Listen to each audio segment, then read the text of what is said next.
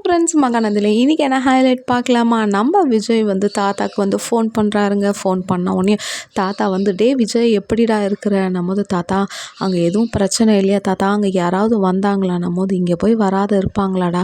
சரி, நீயும் காவேரியும் எப்படி இருக்கிறீங்க தாத்தா? நாங்கள் நல்லா தான் இருக்கிறோம் தாத்தா. அங்கே என்ன ஸ்டேட்டஸ்ன்னு எனக்கு சொல்லுங்கள் தாத்தா. நம்மோது என்னடா பண்ணுறது? ப்ரெஷர் ரொம்ப ஓவராக இருக்குடா. உன் பேரன் எங்கே பேரன் எங்கன்ட்டு இங்கேயே வந்து எல்லாம் தேடின்னு இருக்கிறாங்கடா. எங்களால் எங்கேயும் வெளியே கூட போக முடியல விஜய். பாட்டி ரொம்ப கஷ்டப்படுறாங்க. நம்மோது தாத்தா நான் வேணா போயிட்டோமா தாத்தா? நம்மோது வேண்டாம் வேண்டாம். இப்போ இவ்வளோ நாள் இருந்துட்டு இப்போ போனால் திடீர்னு நம்ம மேலே தான் சந்தேகம் ஆகிடும். விடுறா பார்த்துக்கலாம் விட்றா. நம்ம வக்கீல் சொல்லியிருக்கிறாரு, இன்னும் ஒரு 4-5 நாளைக்கு நீ இப்படியே இரு, அதுக்கப்புறம் நான் இது கிடச்சிரும்னு சொல்லியிருக்கிறாரு. நம்மோது சரிடா பத்திரமா இருங்க. நம்மோது அதுக்கு விஜய் வந்து சொல்லுவார், தாத்தா உங்களை வயசான காலத்தில் நான் ரொம்ப கஷ்டப்பட வைக்கிறேனே தாத்தா. நம்மோது டே நீ என் பையன்டா, நீ நல்லா இருந்தால் எனக்கு சந்தோஷம்டான்னு சொல்லும் போது அந்த இடத்துல தாத்தாவோட பாண்டிங் வந்து வேறு லெவலுங்க.